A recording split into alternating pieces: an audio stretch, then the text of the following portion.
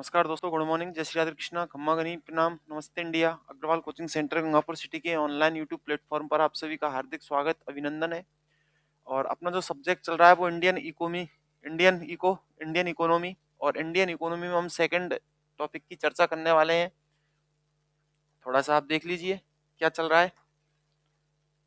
तो भारतीय अर्थव्यवस्था में सेकंड टॉपिक है, दूसरा टॉपिक है भारत में उद्योग एवं सेवा क्षेत्र।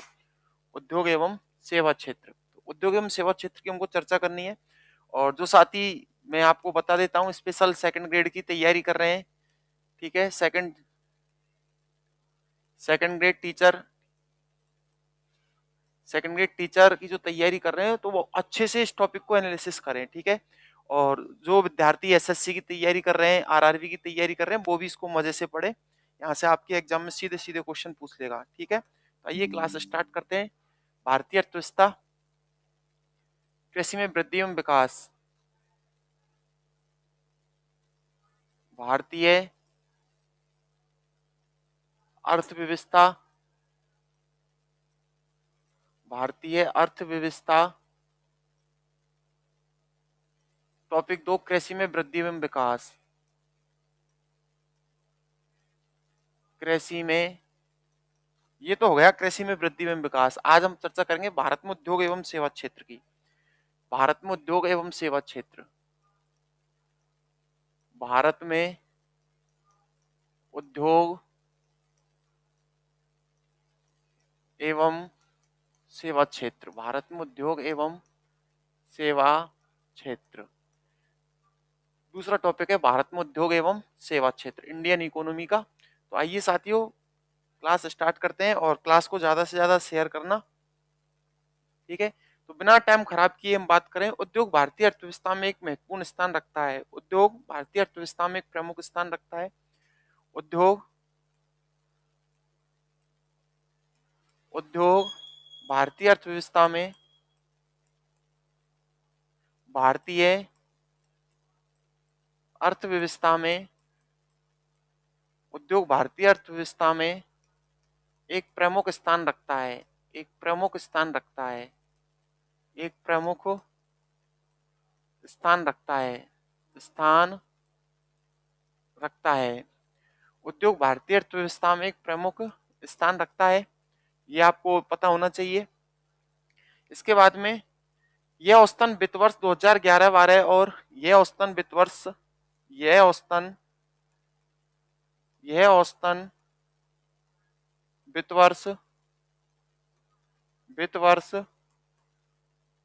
2011-12 और 2020-21 के दौरान 20 21 के दौरान सकल घरेलू उत्पाद का सकल घरेलू उत्पाद का सकल घरेलू उत्पाद का सकल घरेलू उत्पाद का 30% था। 30% बन गया क्वेश्चन साथियों, यहाँ से 30% था। बहुत हाईलाइट क्वेश्चन है, इंपॉर्टेंट क्वेश्चन है, सीधे सीधे एग्जाम में पूछ लिया जाता है कि भारत के सकल घरेलू उत्पाद में उद्योगों का कितने परसेंट हिस्सेदारी है, उद्योगों की कितने परसेंट हिस्सेदारी है। तो भारत के सकल घरेलू उत्पाद में भारत के सकल घरेलू उत्पाद का 30% जो हिस्सा है वो किसका है, स्पेशली उद्योगों का है। किसका है, उद्योगों का, ठीक है। और इसने 12.1 करोड़ से अधिक लोगों को रोजगार दिया है। इसने 12.1 करोड़ से अधिक लोगों को रोजगार दिया है।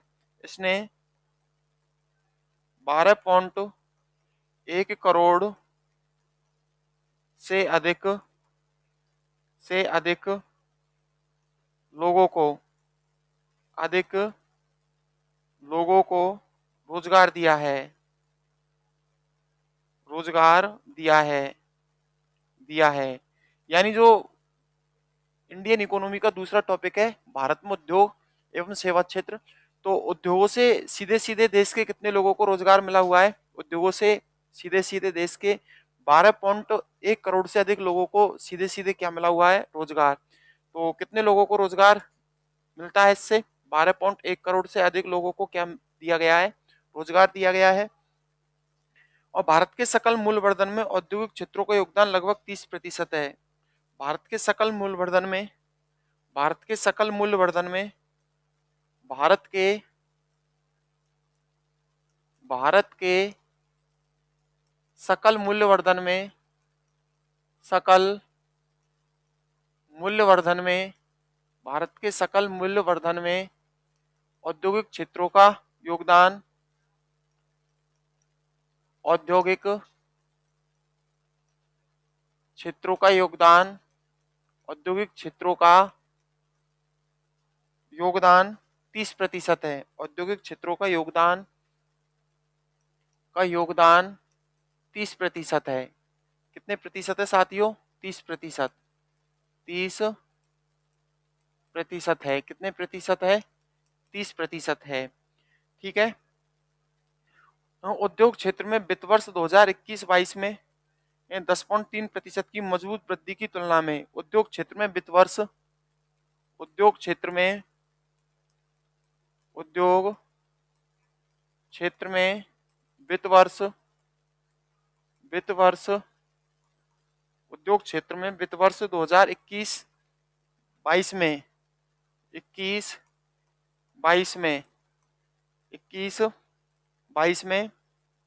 10.3% की मजबूत वृद्धि की तुलना में 10.3% की 3% की मजबूत वृद्धि की तुलना में मजबूत वृद्धि की तुलना में मजबूत वृद्धि की तुलना में मजबूत वृद्धि की तुलना में वित्त वर्ष 22-23 में 4.1% की मामूली वृद्धि देखी गई। वित्त वर्ष 2022-23 में वित्त वर्ष 2022-23 में 4.1% की मामूली वृद्धि देखी गई। मामूली वृद्धि देखी गई। मामूली वृद्धि देखी गई। मामूली वृद्धि देखी गई। मामूली वृद्धि देखी गई। वित्त वर्ष 2022-23 की छमाही में वित्त वर्ष 2022-23 की छमाही में वित्त वर्ष 2022-23 की छमाही में 22-23 की छमाही में 22-23 की छमाही में औद्योगिक क्षेत्र के समग्र सकल मूल्यवर्धन में औद्योगिक क्षेत्र के औद्योगिक क्षेत्र के औद्योगिक क्षेत्र के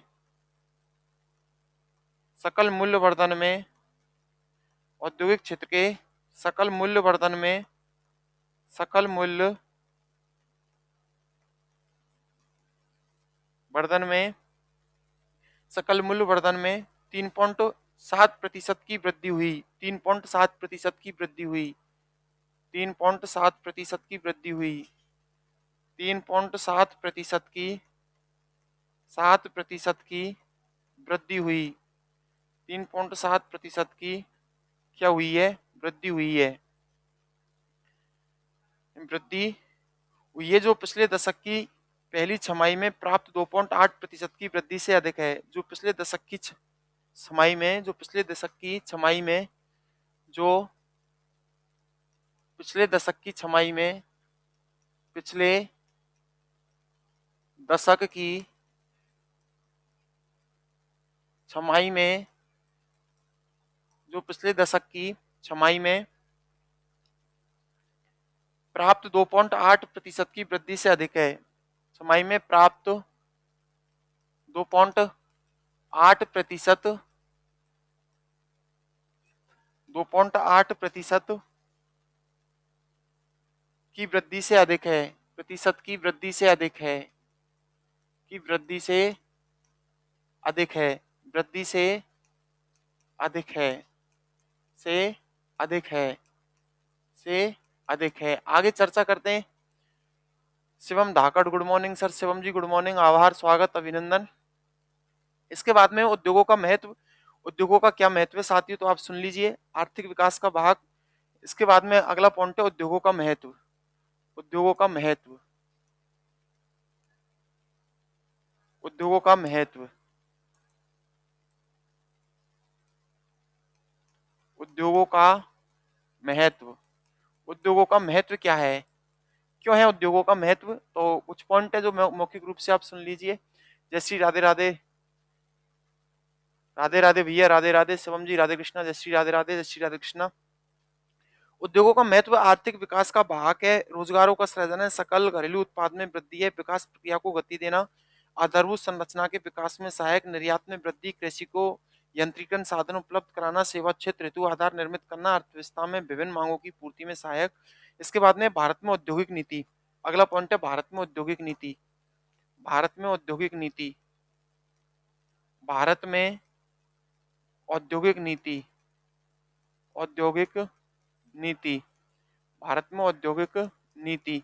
तो मैं जानकारी के लिए बताना चाहूंगा साथियों, सूरज सैनी जायसवाल, एएलपी सीवीटी का बैच चलेगा क्या सर? आप ऑफिस में आके संपर्क कीजिए सूरज सैनी जी। ठीक है सूरज जी, आप ऑफिस में आके एक बार संपर्क कर लीजिए। ठीक है। भारत में औद्योगिक नीति, तो अब तक भारत में 4 औद्योगिक नीतियां चली हैं।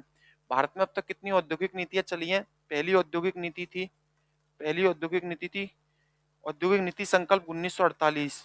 औद्योगिक नीति, औद्योगिक नीति, औद्योगिक नीति संकल्प, औद्योगिक नीति संकल्प 1948, 1948। ठीक है, औद्योगिक नीति संकल्प 1948। इसके बाद में दूसरी औद्योगिक नीति चली थी। ठीक है, मैं बता देता हूं आपकी जानकारी के लिए।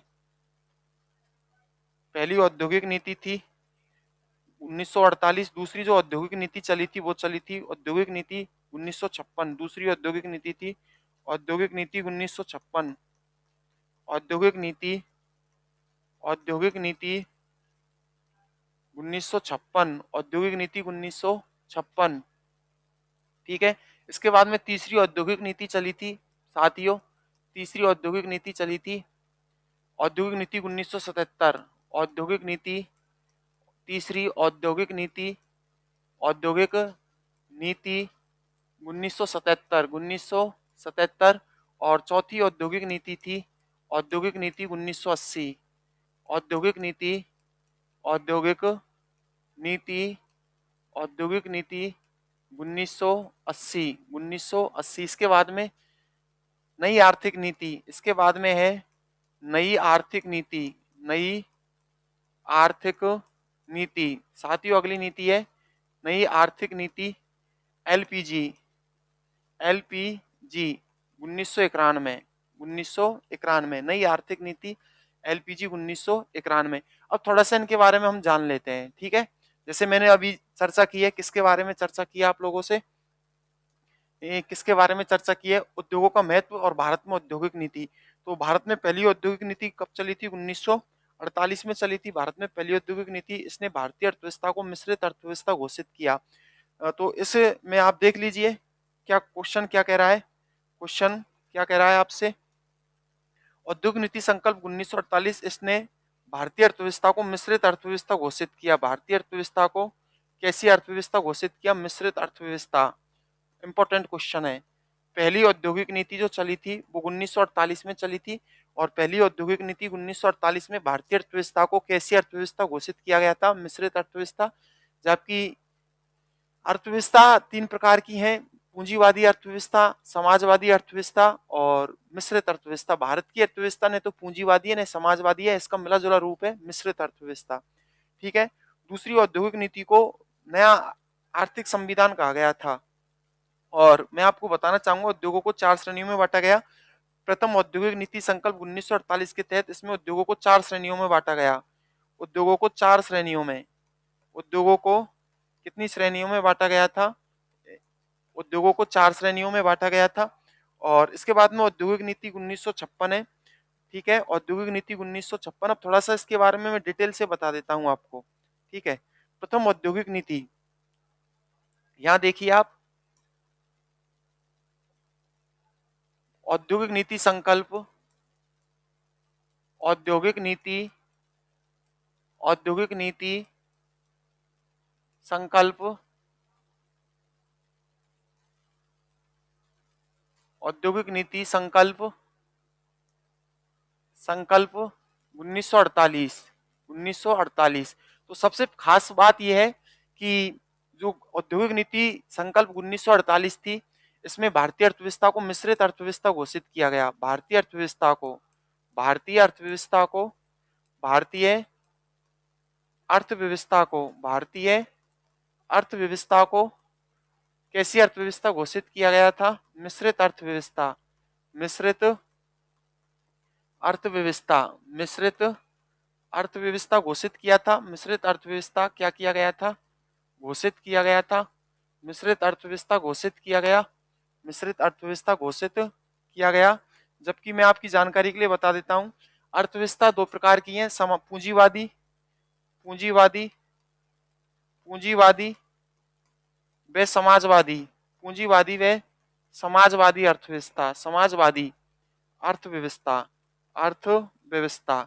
और अर्थव्यवस्था का जो तीसरा प्रकार है वो है मिश्रित अर्थव्यवस्था। तो औद्योगिक नीति संकल्प 1948 की नीति के तहत भारतीय अर्थव्यवस्था को कैसी अर्थव्यवस्था घोषित किया जाता है? मिश्रित अर्थव्यवस्था घोषित किया जाता है। जबकि अमेरिका की कैसी अर्थव्यवस्था है? पूंजीवादी।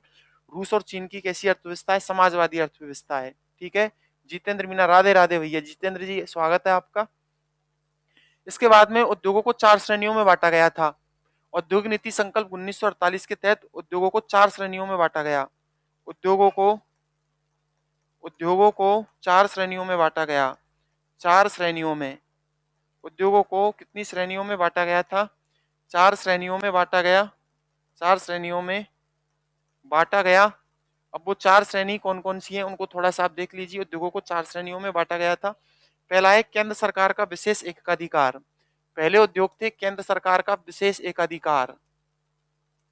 केंद्र सरकार का, केंद्र सरकार का विशेष एकाधिकार, विशेष एकाधिकार, विशेष एकाधिकार, विशेष एकाधिकार, केंद्र सरकार का विशेष एकाधिकार। Good morning, good morning Jitendra ji. ठीक है, केंद्र सरकार का विशेष एकाधिकार, और जिसमें हथियार, गोला बारूद, परमाणु ऊर्जा उत्पादन, रेलवे का प्रबंधन था। दूसरा था नया उपक्रम केवल राज्य।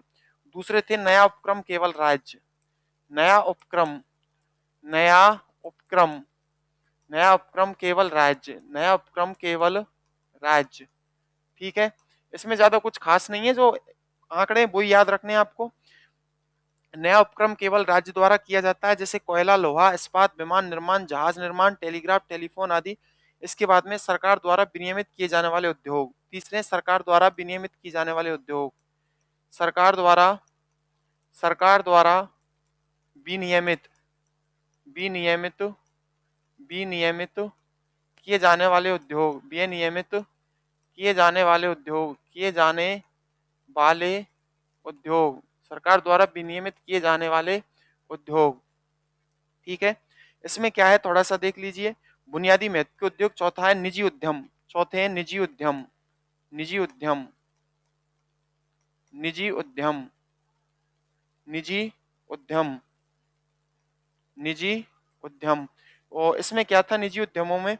व्यक्ति और सहकारी समितियों के लिए खुला शेष। इसके बाद में औद्योगिक नीति संकल्प 1956, औद्योगिक नीति संकल्प 1956। दूसरी औद्योगिक नीति थी औद्योगिक नीति, औद्योगिक नीति, औद्योगिक नीति, औद्योगिक नीति संकल्प 1956, औद्योगिक नीति संकल्प 1956। इसमें कुछ जो हुआ था उसको आप देख लीजिए। दूसरी औद्योगिक नीति थी भारत सरकार की। इसमें क्या था मामला? इस नीति को भारत का आर्थिक संविधान भी कहा जाता है। इस नीति को भारत का आर्थिक संविधान कहा गया।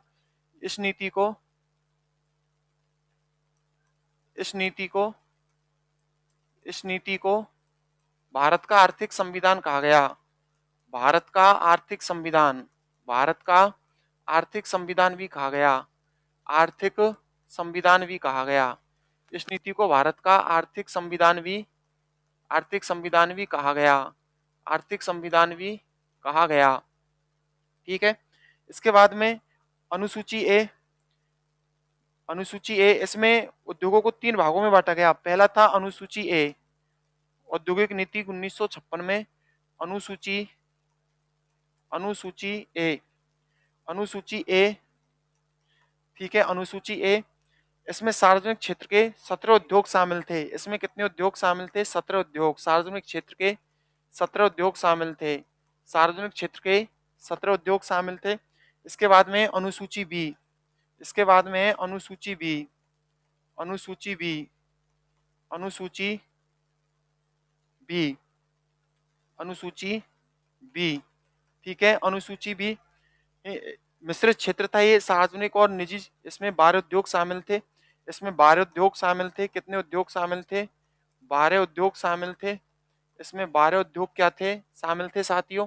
इसके बाद में अनुसूची सी, अनुसूची सी तीसरा था, अनुसूची सी, अनुसूची सी, अनुसूची सी, अनुसूची सी, ठीक है, अनुसूची सी, केवल निजी उद्यम। इस नीति में सार्वजनिक क्षेत्र, लघु उद्योग, विदेशी निवेश के लिए प्रावधान है। नई चुनौतियों का सामना होते समय समय पर इसमें 1973 से 1977 और 1980 में वक्तव्यों के माध्यम से संशोधित किया गया। इसके बाद में औद्योगिक नीति वक्तव्य 1977, औद्योगिक नीति वक्तव्य 1977, तीसरी औद्योगिक नीति, औद्योगिक नीति वक्तव्य 1977, औद्योगिक नीति, औद्योगिक नीति, औद्योगिक नीति वक्तव्य 1977, तीसरी औद्योगिक नीति कब चली थी? भारत सरकार की 1977 में। ठीक है, औद्योगिक नीति वक्तव्य 1977, यह नीति 1956 की नीति का विस्तार थी। गरीबों को रोजगार देना और धन के संकेंद्रण में कमी लाना इसका मुख्य उद्देश्य था।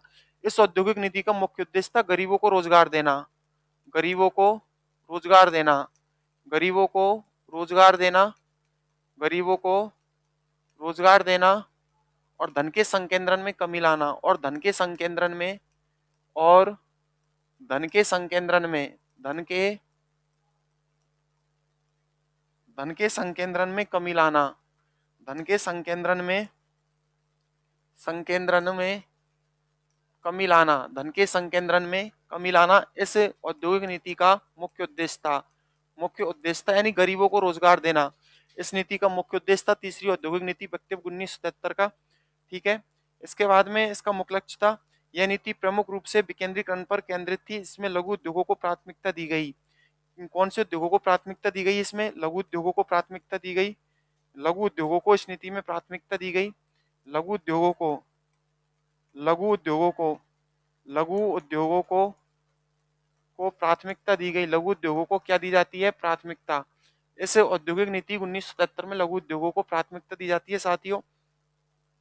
ठीक है, और इस नीति में बहुराष्ट्रीय कंपनियों एमएनसी पर प्रतिबंध लगा दिया गया। इसके बाद में औद्योगिक नीति वक्तव्य 1980, औद्योगिक नीति वक्तव्य 1980, औद्योगिक नीति वक्तव्य 1980, चौथी है औद्योगिक नीति वक्तव्य 1980, औद्योगिक नीति, औद्योगिक नीति वक्तव्य, वक्तव्य 1980, औद्योगिक नीति वक्तव्य 1980, चौथी औद्योगिक नीति कब चली थी? 1980 में। इसमें कुछ देख लो, 1980 की औद्योगिक नीति वक्तव्य में घरेलू बाजार में प्रतिस्पर्धा को बढ़ावा देने, आधुनिकीकरण, चयनात्मक उदारीकरण और तकनीकी उन्नयन की आवश्यकता पर बल दिया। इसने लाइसेंसिंग को उदार बनाया। इस नीति के कारण एमआरटीपी अधिनियम, एकाधिकार प्रतिबंधात्मक व्यापार प्रथाएं और एफईआरए अधिनियम, विदेशी मुद्रा विनिमय अधिनियम 1973 पेश किए गए। ठीक है, पेश किए गए। इसका उद्देश्य औद्योगिक उत्पादकता और औद्योगिक क्षेत्र की प्रतिस्पर्धात्मकता को बढ़ाने के लिए औद्योगिक क्षेत्र को उदार बनाना था। इस नीति ने प्रतिस्पर्धा, निर्यात आधारित और उच्च प्रौद्योगिकी क्षेत्रों में विदेशी निवेश को प्रोत्साहित करने की नींव रखी।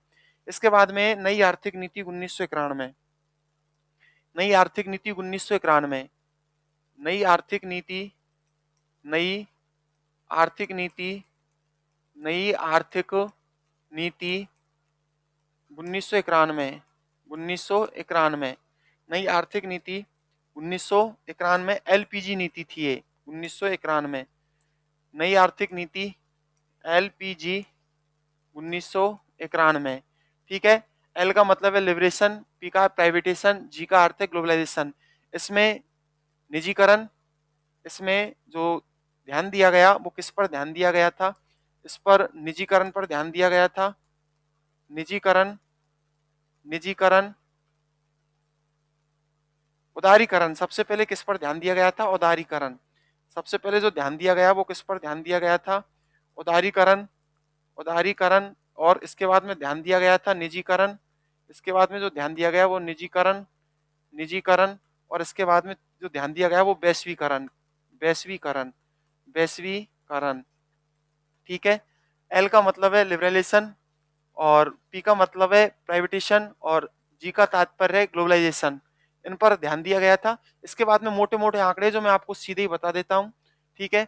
इसके बाद में भारत में नवरत्न एवं महान महारत्न एवं नवरत्न मिनीरत्न कंपनियां, महारत्न, महारत्न, नवरत्न, नवरत्न एवं मिनीरत्न, मिनी रत्न, मिनीरत्न श्रेणी एक, श्रेणी एक एवं श्रेणी दो, श्रेणी दो के उद्यम, उद्यम। ठीक है। तो मोटे मोटे आंकड़े हैं। भारत में महारत्न कंपनियों की संख्या कितनी है? भारत में महारत्न कंपनियों की संख्या 13 है। भारत में नवरत्न कंपनियों की संख्या कितनी है? भारत में नवरत्न कंपनियों की संख्या कितनी है? 13, 14। इसके बाद में है M S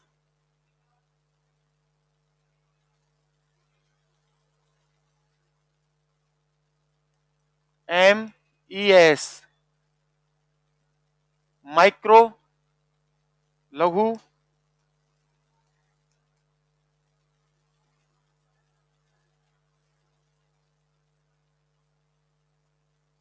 micro, small, medium उद्योग, लघु उद्योग। इसमें किसकी बात की गई है? लघु उद्योगों की बात की गई है। ठीक है। इसका मैं अर्थ बता देता हूं आपको। इसका मतलब क्या है?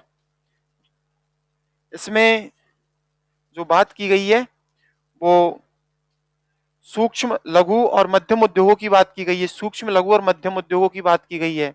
सूक्ष्म, लघु और मध्यम उद्योग, सूक्ष्म, लघु और मध्यम उद्योग, मध्यम, मध्यम उद्योगों की बात की गई है। किसकी बात की गई है? सूक्ष्म, लघु, मध्यम उद्योगों की बात की गई है। और सूक्ष्म उद्योग निवेश 1 करोड़ तक और टर्नओवर 5 करोड़ तक, लघु 10 करोड़ तक, निवेश 10 करोड़ तक, टर्नओवर 50 करोड़ तक, मध्यम निवेश 50 करोड़ तक, टर्नओवर 250 करोड़ तक। इसके बाद में ऋण है। ठीक है। शिशु ऋण, शिशु ऋण, शिशु ऋण, किशोर ऋण, किशोर ऋण और तरुण ऋण, और तरुण ऋण। आप थोड़ा सा मोटे मोटे आंकड़े हैं ये, इनको देख लेना उद्योग एवं सेवा क्षेत्र से। ठीक है। इसके बाद में जो सेवा क्षेत्र, तीसरा, तीसरा क्षेत्र कौन सा है? सेवा क्षेत्र। तीसरा है सेवा क्षेत्र। और सेवा क्षेत्र भारत के सकल घरेलू उत्पाद में 50% की हिस्सेदारी रखता है। भारत के सकल घरेलू उत्पाद में कितने परसेंट की हिस्सेदारी रखता है? 50% की हिस्सेदारी रखता है। और जो मोटे मोटे आंकड़े हैं साथियों, मैं उनको आज ही की क्लास में कंप्लीट करा देता हूं। बजट 2024, बजट 2024 में भारत सरकार ने 4 चीजों पर महत्व दिया है। कितनी चीजों पर? बजट 2024 में कितनी चीजों को महत्व दिया गया? 4 चीजों को। सबसे पहले महत्व दिया था नारी, इसके बाद में महत्व दिया था युवा, और इसके बाद में महत्व दिया था अन्नदाता, अन्नदाता। ठीक है। और इसके बाद में महत्व दिया था, ठीक है, गरीबों को। किसको? गरीब को। गरीब को महत्व दिया गया। ये थोड़ा सा क्वेश्चन देख लेना। लास्ट क्वेश्चन मैं आपको बता देता हूं। सबका साथ, सबका साथ, सबका साथ, सबका विकास, सबका, सबका, सबका साथ, सबका विकास, सबका विकास, सबका विश्वास, सबका विश्वास और सबका प्रयास। सबका प्रयास, सबका प्रयास। विकसित भारत, विकसित भारत 2047, 2047। यानी भारत विकासशील देशों की श्रेणी से निकलकर विकसित देशों की श्रेणी में कब तक पहुंच जाएगा? 2047 तक, ऐसा भारत सरकार का मानना है। और भारत सरकार ने जो नारा दिया है केंद्र में मोदी सरकार ने, वो क्या नारा दिया है? सबका साथ, सबका विकास, सबका विश्वास, सबका प्रयास, विकसित भारत 2047। तो आज की वार्ता को मैं यहीं विराम देता हूं। आप सभी का आभार, धन्यवाद, साधुवाद।